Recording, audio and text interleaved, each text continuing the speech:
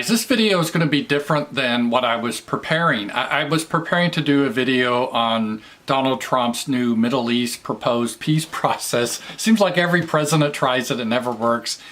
But then something happened with the coronavirus. The World Health Organization has declared an emergency. I don't really know what that means, but it looks scary. It's in all red. So we have an emergency. They don't really say what to do, but it's an emergency. So I thought I should talk about this. And my Middle East peace video, I think I'm going to release it Friday night for my patrons. And by the way, if you don't, this is a good way to join Patreon. I try to give exclusive video coverage for them every week as a sort of a thank you. Plus you get access to my old videos, the classic videos, only $5 a month. I don't want to try to shill for that, but I just want to put that out there as just a way you can support me. But today I decided I'm going to do this about this health crisis. And earlier in the day I made a post about this, and again it's also on Patreon, but a lot of my Patreon stuff, even if you're not a member, you can see a lot of free stuff. So I try to do some essays every day or articles about what's in the news, so check that out too. But I know not everyone reads that, a lot of people just see the video. So I'm going to talk about this whole issue of the coronavirus. And it reminds me a little bit of AIDS or HIV in the 80s and 90s. Not that they're similar biologically, but they're similar in how they've become politicized. And you think, well, how can a virus become politicized? Well, the HIV virus, the AIDS virus, it became political in the 80s and 90s because it mostly impacted homosexual men. It started out in the gay bathhouses in San Francisco. And even back then, they were really starting to push homosexuals are just like everyone else. And so they started this meme that, no, you're ignorant. This HIV virus, it can affect anyone.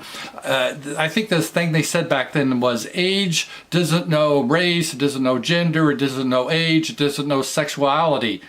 But it did. Because see, in their egalitarian mindset, they wanted you to think that a 90-year-old nun in a convent was just as much at risk of AIDS as, let's say, a homosexual that has multiple partners every night in a gay bathhouse.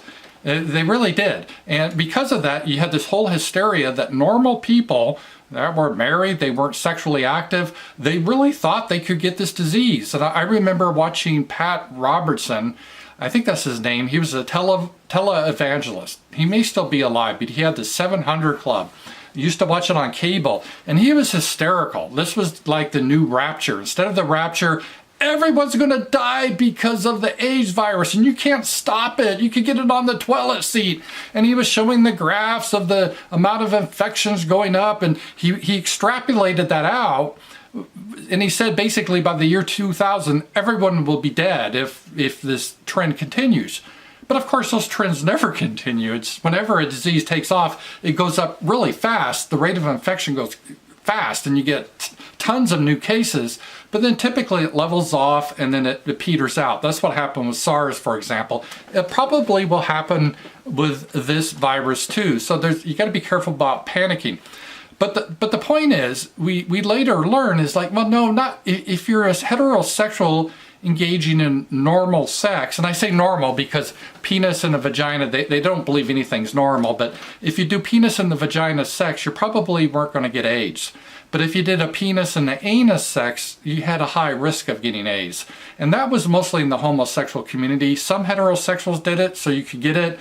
But that was how it was transmitted. It was also transmitted through blood transfusions, and if you're a drug addict and you're sharing needles, because it was shared via blood.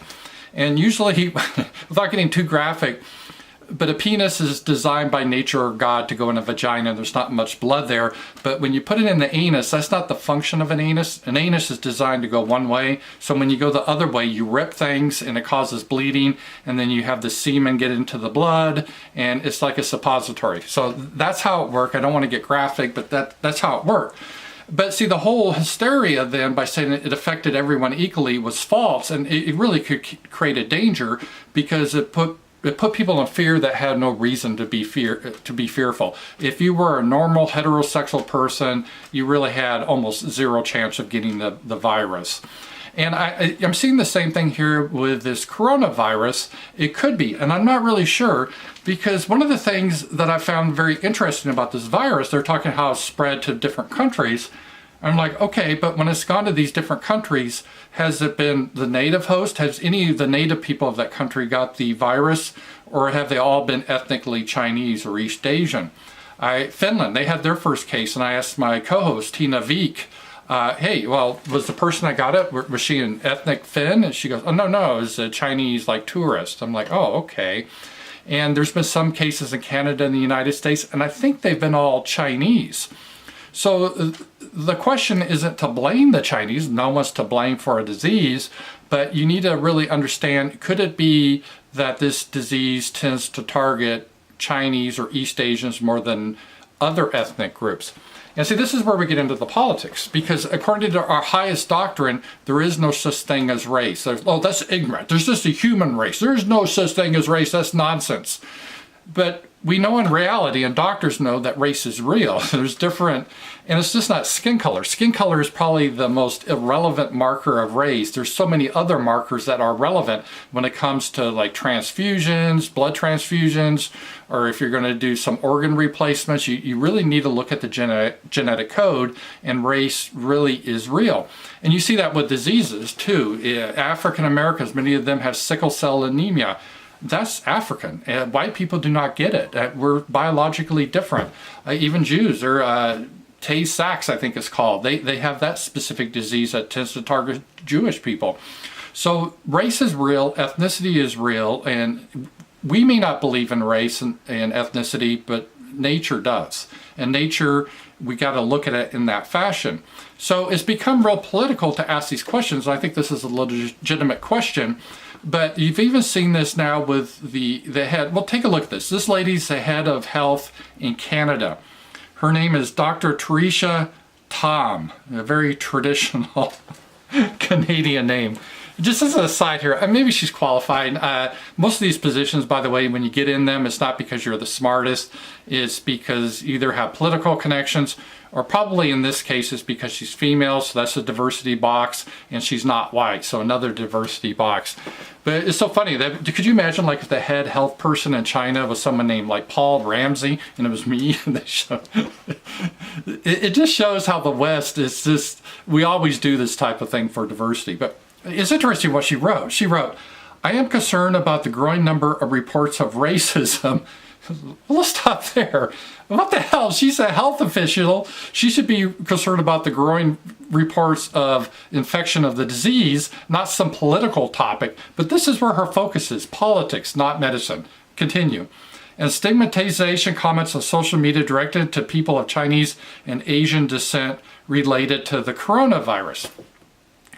Well, this, Dr. Tom, this could or may not be relevant for a lot of reasons. If this is a disease that tends to target East Asians, if you lie about it and say, no, it can target everyone equally, then you can misallocate your resources. You only have so many resources, and if this is really more a disease that targets a certain ethnic group, then you need to spend the resources with the people of that community. Otherwise, you're just wasting money. It'd be, for example, if you're trying to teach girls about birth control, and you say, well, we can't be ageist, so we also have to go to the old folks home and teach these 80-year-old women about birth control, because it'd be ageist to say that these old women can't get pregnant because that's ageist. Age is just a number, it's a social construct. No, see, it's real. And it's the same way with this. It's ridiculous if it isn't. And I start to get suspicious because I haven't heard of any non-East Asians have this disease so far. Not that they can't get it, I haven't heard of it. Maybe it is the case. I would like to hear of this. I haven't heard of this so far. I've heard the opposite. And then I saw this. I saw some actual science that backs this up. And this was this paper. And what they said is East Asians have more receptors, over 5 times more, favoring the viral process, specifically ACE2, that's an enzyme, expressing cells. And, I know a lot of you guys will say, oh, that's probably white supremacist propaganda.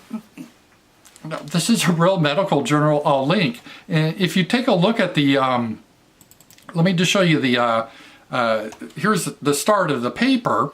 And it's a bioRxiv, it looks pretty official. And if you look at the people that wrote this paper, they're Yu Zhao, Xinjiang Zhao, Yu Hua Wang, Kung Zhao, Yu Ma Wai Zuo. Like, so, I mean, these don't really sound like white supremacist names to me. These sound like Chinese people that actually did research on it. And I read the paper. I'm not a biologist, but I know some things. And it talks about in East Asian lungs, they have an enzyme that this virus tends to be attracted to, and it tends to make the lung conditions more severe for people of East Asian heritage. Because again, I know we want to think everyone's exactly the same, but it's not. I didn't even know this, but in different races you have different enzymes, and I guess in the lungs of East Asians they're different than like Europeans or Africans or Hispanics or whatever. And so this disease is targeting that. So there's a couple of questions here. Is how infectious this is. Can this transmit easily from an East Asian to a European or to an African? I don't know. And then if someone gets it, how deadly is it? This could mean that if you are European and you get the disease, it's just a normal flu and you get better. Whereas if you're an East Asian, you're higher at risk of dying from it than other population groups. And see, again, this is just science, and this is what we really need to focus on. But because we refuse to do science, even people, the public health director, but if you really look at the science, you don't care about that. You're just trying to understand how this works so you can better help treat people. So if you want to give masks out, for example, or if you have, let's say, a vaccine that's developed, if you know it mostly targets East Asians and they're more likely to die from it than Europeans or Africans, you should prioritize the vaccines going to that community and the masks going to that community. That just makes sense. But by ignoring that and having this bizarre idea that race doesn't exist, you could actually be damning a lot of these people to early death due to political correctness. And that's a crime. Now, whether this paper is true or not, I don't know. But in a good scientific method, you just don't throw it out because you say, oh, well, that's racist. We can't even consider there could be racial differences that disease targets. That's just stupid. We need to look at this. We need to, I would like to have information. Have we had any non-East Asians contract this virus? How many? And then get that number and how many of those people have died. That would be something interesting to see. I doubt we'll get that easily. They'll try to hide those numbers. Talk to you guys later. Join me on Patreon to gain access to Ramsey Paw classic videos and exclusive content. Be sure to like and subscribe.